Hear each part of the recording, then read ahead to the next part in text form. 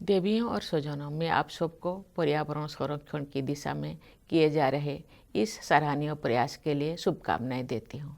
आज जलवायु परिवर्तन की गंभीर समस्या हम सबके सामने है।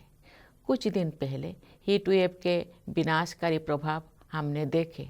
कहीं अनेक लोगों की मृत्यु हो गई है और कहीं जंगलों में भयंकर आग फैल गई थी।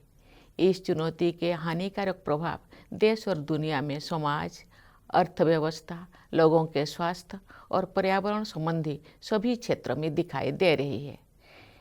इनसे विकास की गति पर तो असर पड़ता ही है, साथ ही विभिन्न क्षेत्रों में कई आपदाएं भी सामने आती है।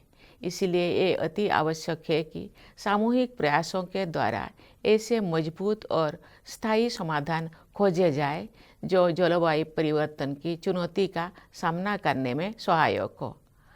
आज विश्व स्तर पर अनेक ऐसे नीतियाँ बनाई जा रही है और ऐसे कार्यक्रम लागू किए जा रहे हैं जो पर्यावरण के हित में है और स्थायी विकास को बढ़ावा दे रही है।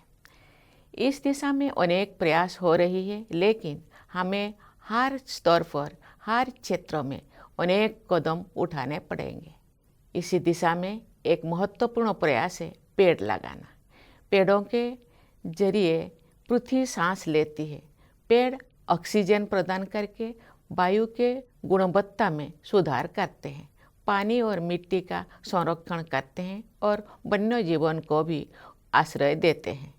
मैं देशवासियों से आग्रह करती हूँ कि वे कम से कम एक पेड़ जरूर लगाएं।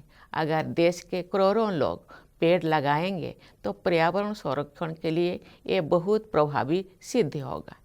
ये पृथ्वी के प्रति हर व्यक्ति, हर समुदाय की जिम्मेदारी है।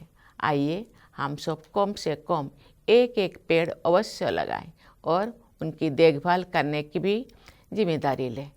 आज हम जो भी पेड़ लगाएंगे वो हमारे आने वाली पीढ़ियों के बेहतर भविष्य की दिशा में एक महत्वपूर्ण योगदान होगा। मैं इस पहल के लिए पुनः आप सबकी सराहना करती हूँ। ऐसे महत्वपूर्ण विषय के संबंधों में एकजुट होना और समाधान की ओर बढ़ना अत्यंत प्रशंसनीय है।